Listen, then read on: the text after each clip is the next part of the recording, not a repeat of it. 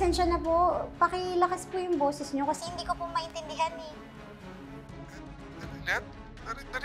Naririnig niyo ba ako? Hello? Hello? Anong kailangan niyo, Trixie? I just want to know kung anong pinakain sa'yo ng mga De Leon para maging ganun ka kasipsip sa kanila. Magkano ba yung binabayad nila sa'yo para masikmura mo yung pag-side mo kay Ino, ha? Lilet, ako yung kapatid mo. Pero ni isang beses hindi mo man lang ako makampihan? Kung tungkol to sa nangyari kanina, sinaway kita dahil ayokong may makakita na nakikipag-away ka. Ayoko na matanggal ka sa pagiging intern mo dito sa Keystone. Pinoprotektahan lang kita, ba't hindi mo ba makita yun? Wow! Ginagaslight mo pa ako ngayon? Ibang klase ka, Lilet. Ira, ano bang finifeed mo dito sa kapatid ko? Siguro kung ano-anong sinusulsul mo sa kanya, kaya siya nagkakaganyan. Wala akong kinalaman dyan, ha? Issue niyang magkapatid. Wala lang akong ginagawa o nakatayo na nga lang ako dito. Huwag ka mandamay ng iba, Lilet. And stop acting innocent. Kasalanan mo to. Kaya ako nagiging ganito dahil sa'yo. Kaya puro galit at bitterness yung nararamdaman ko. Kung gusto mo akong protektahan, edi sana noon mo pa ginawa doon sa korte. Laban sa walang yang ng rape sa akin. Hindi ko hihingi ng tawad yung ginawa ko. Dahil ginampanan ko lang yung trabaho ko.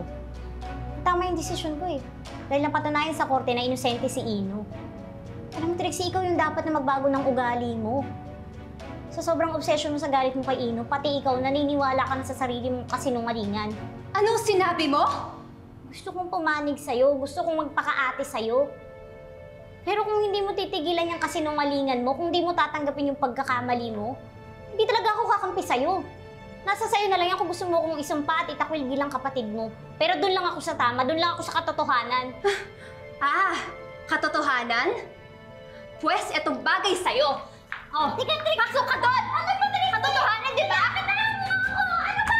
Trixie! Trixie, bitawan mo ako! Ano ba? Ano ba? Bitawan ako ulit! Trixie! Ano ba bagay? Tumigil na nga kayo! Sige, Trixie! Stop! Huwag kayong magsakitan! Tumigil na nga kayo! Ano? Naalog na ba yung utak mo? Klaro na ba sa'yo kung ano yung totoo? Baka hindi ba? Kasi napulyot na ni Ina yung utak mo. Kailangan ng hugasan para maging malinaw sa'yo. Ha? Ha? Ha? Ha?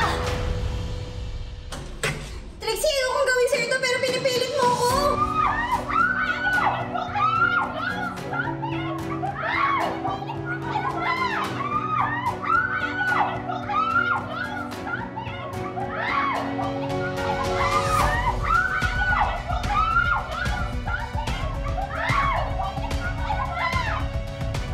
What's the commotion?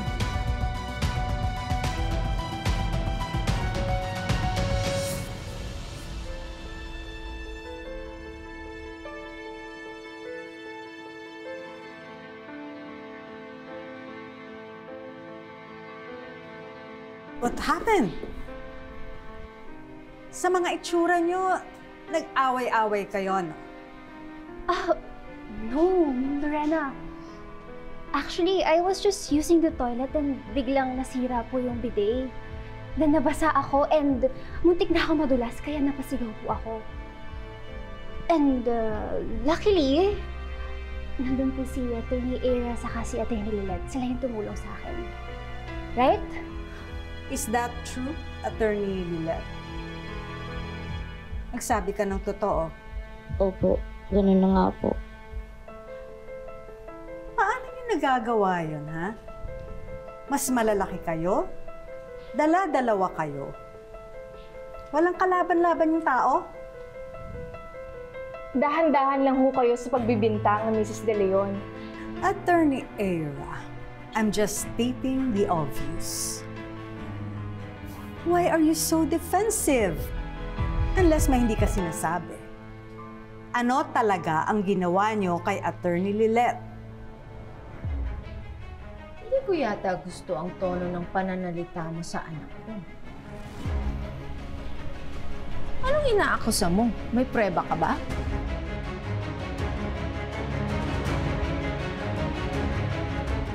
Ano nangyari? Kausap mo na kanina. Bigla na lang naputol. Sorry, all circuits are busy. Please try your call again later. Hindi ko siya makontakt. Subukan mo na lang ulit later. But you have to make sure na hindi mako-confiscate ni Patricia ulit yung phone mo. Punta ko na lang siya. How exactly are you gonna do that? Mahina ka pa. Hindi ka pa nga makalakad. Paano ka papayagan ni Patricia na lumabas ng kwarto? There's nothing to see here. Magsibalik na kayo sa mga trabaho nyo.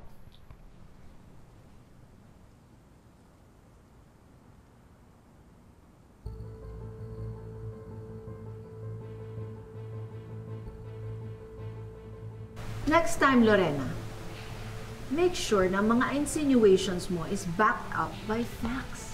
Hindi yung tamang hinala ka lang. Bulag ka ba?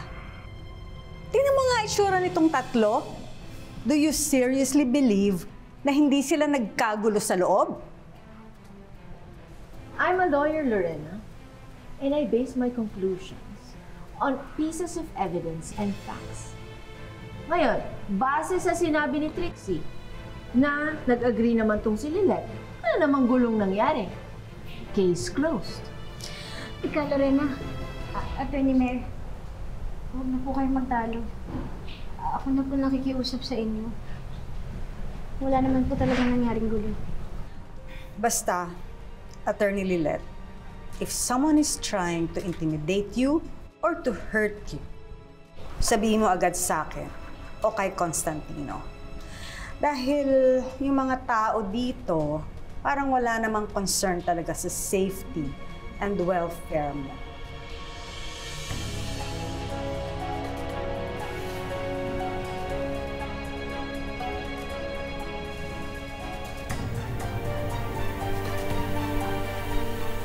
Ayusin yung mga sarili nyo, ha?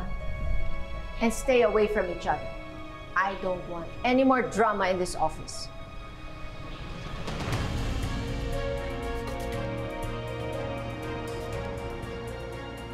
So tell me, what really happened there?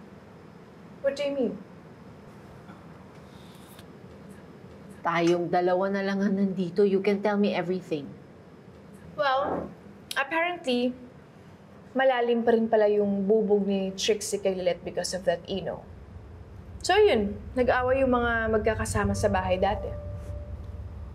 Tapos, hindi mo pinigilan. Hera, that's so reckless of you.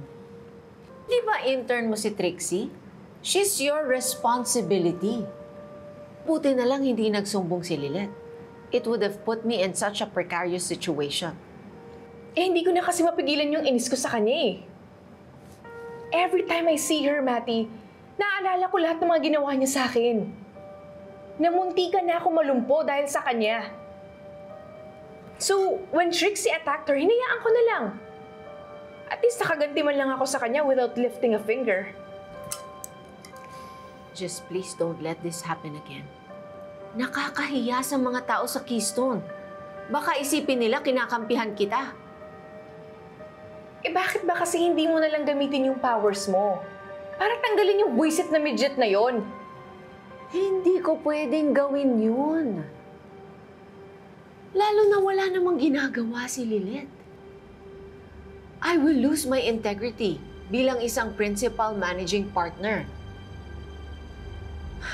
Tsaka isa pa, kahit anong workload ang ibigay mo kay Lilet, she delivers. You can't do anything to her unless may basis.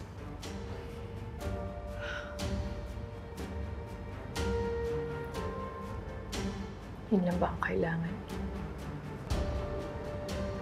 Akong bahala.